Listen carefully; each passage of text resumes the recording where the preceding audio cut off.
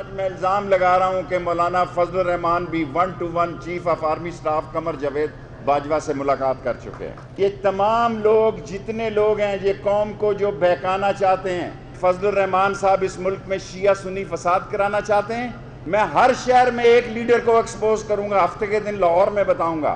ये बातें करते हैं, इन्होंने मजाक बना रखा है। इमरान खान ने कहा मैं हुक्मरानी और इक़्तिदार छोड़ सकता हूं, लेकिन नवाज शरीफ और शहबाज शरीफ को मैं कभी एनआरओ नहीं दूंगा। वो गलती हो गई, जाने में कामयाब हो। मौलाना फजलुर रहमान भी 1-on-1 आर्मी चीफ से मुलाकात कर चुके हैं। शेख रशीद का दावा, कहते हैं फजलुर रहमान मुल्क में फसाद कराना चाहते हैं। तमाम लीडर 16 सितंबर की रात को जनरल बाजवा से मिले थे। हर हफ्ते एक सियासतदान को एक्सपोज करूंगा। हुकूमत इमरान खान कर रहा है और फौज के ताउन से कर रहा है। गलती हो गई जो नवाज शरीफ को बाहर जाने दिया।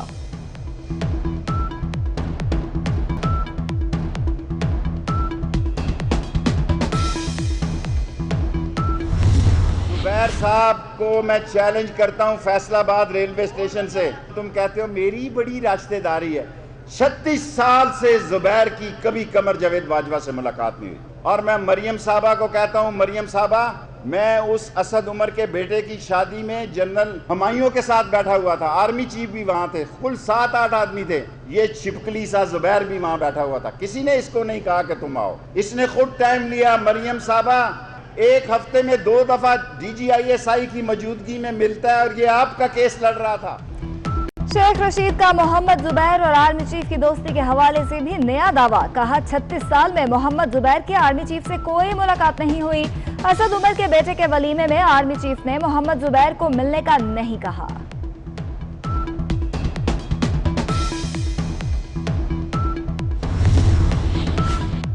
राना सनाउल्लाह ने शेख रशीद को सिक्योरिटी रिस्क करार दे दिया। अस्करी क़यादत से नोटिस लेने और शेख रशीद के खिलाफ कार्रवाई का मुतालबा। साद रफी का कहना है नैब के केसेस झूठ और फ्रॉड हैं। पाकिस्तानों पर ऑलरेडी नैब के अंदर एंटी मनी लॉन्ड्रिंग मौजूद है, लेकिन आज नैब को इख्तियार दिया गया है कि किसी पाकिस्तानी को भी पकड़कर नैब के कानून के अंदर ले जाए। हमने कहा था कि ये उस पर बार लगा दें कि नैब जो यहाँ इन्वेस्टिगेट करेगा उस इन्वेस्टिगेशन को वहाँ पर पाकिस्तान के अवाम के खिलाफ इस्तेमाल नहीं करेगा। ये सारी बात है। एक बदनीयती पर मबनी बिल पास कराए गए जिनका फैटफ से कोई ताल्लुक नहीं। ये इदारा आज लोगों की जिंदगी तबाह करने पर तुला हुआ है, लोगों की हत्या करने पर तुला हुआ है। ये आज नैब की हकीकत है। शाहिद खाकान अब्बासी का आज भी जारहाना अंदाज। कहते हैं हाइब्रिड मॉडल नाकाम हो गया। पूरा पाकिस्तान जानता है ये हुकूमत कैसे आई। हुकूमत ने बदनीयती पर मबनी मनी लॉन्ड्रिंग का कानून मंजूर कराया। नैब सिर्फ सियासतदानों के खिलाफ केस बनाता है। साबिक वजीर आजम की कराची के एहतसाब अदालत में पेशी।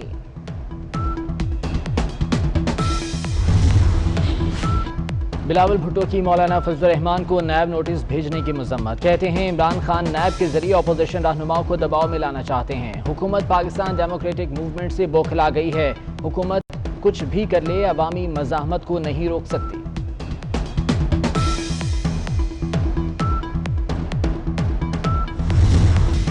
हुकूमत ने सस्ती चीज़ों को महंगा करने का नया फार्मूला ईजाद कर लिया। वज़ीर आज़म के मुआविन खुसूसी बराए सेहत डॉक्टर फैसल सुल्तान कहते हैं दवाइयाँ ब्लैक में फरोख्त हो रही थी, इसलिए महंगी कर दी।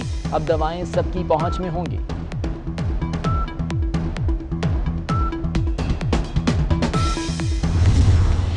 महंगाई का नया तूफान। यूटिलिटी स्टोर्स पर घी और कुकिंग ऑयल समेत मुतादिद अशिया महंगी कर दी गई। कुकिंग ऑयल 17 और ब्रांडेड घी की फी किलो कीमत में 4 रुपए का इजाफा। शैम्पू, लाल मिर्च और कपड़े धोने वाला साबुन भी महंगा।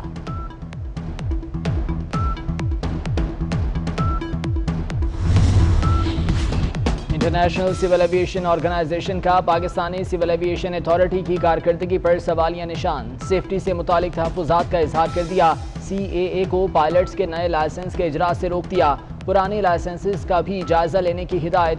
29 सितंबर तक जवाब तलब।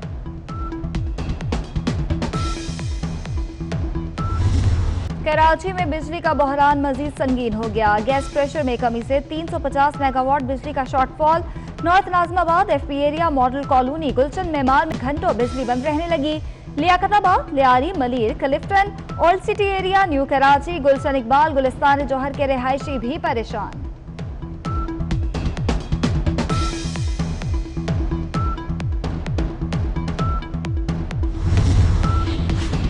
वज़ीर आला सिंध मुराद अली शाह का वफाकी हुकूमत से सख्त एहतजाज। कहते हैं वफाकी हुकूमत ने सिंध के मसाइल पर बेहिसी दिखाई। कोरोना खत्म नहीं हुआ, अभी भी केसेस आ रहे हैं।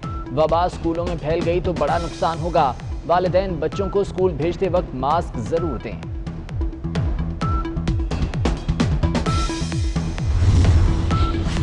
महकमा एक्साइज पंजाब में गाड़ियों की जाली रजिस्ट्रेशन के जरिए अरबों के फ्रॉड का इंकशाफ। 465 महंगी गाड़ियों को जाली नंबर्स लगाए गए। 30,000 जाली लोडर, बसें और ट्रक सड़कों पर रवा दवा है। एंटी करप्शन हुकाम की रिपोर्ट। एक्साइज इंस्पेक्टर समेत 3 ऑफिसर्स के खिलाफ मुकदमा दर्ज।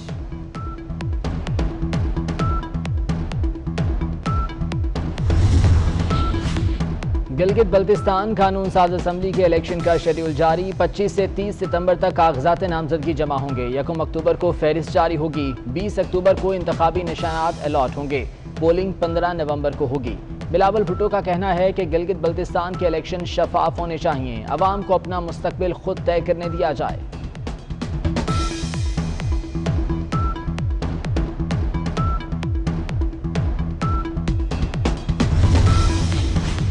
LOC पर भारतीय जारिहत दुनिया भर में बेनकाब। गैर मुल्की सफीरों और दिफाई अताशियों को LOC का दौरा कराया गया। सफीरों ने मुतासरा शहरियों से मुलाकात की। जोड़ा बाजार का दौरा भी कराया। DG ISPR की शुरा को ब्रीफिंग।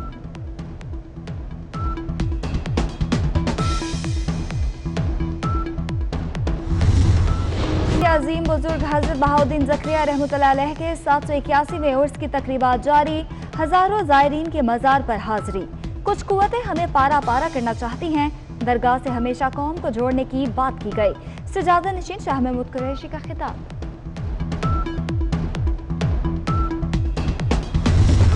वैक्सीन नहीं आता मार्केट में तो उस वक्त तक जो रेगुलर और रूटीन का जो उम्रा या हज है वो नहीं कराएंगे।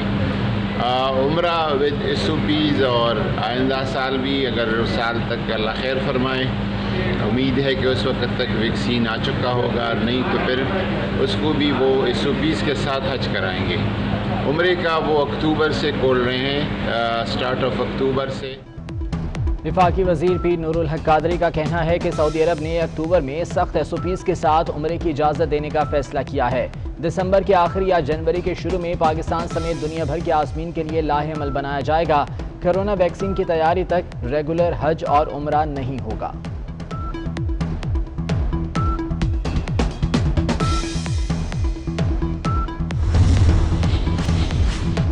सुप्रीम कोर्ट में रेलवे खसारा आज खुद नोटिस की समाअत। तस्वीरों में आपकी सारी जमीन पर तजावुजात हैं। ट्रैक के साथ बिल्डिंग्स बनी हुई हैं। ट्रेन कैसे चलेगी? CEO रेलवे जिम्मेदार अफसर बनकर दिखाएं। कराची जाकर देखें कितनी तजावुजात हैं।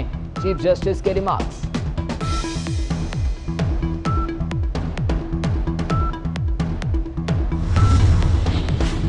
लाहौर में सेफ सिटी चालान का मंसूबा फ्लॉप। ट्रैफिक कवानीन के खिलाफ वर्जी पर 2 साल में 44.5 लाख चालान। 21 लाख चालान मालिकान तक नहीं पहुंच पाए।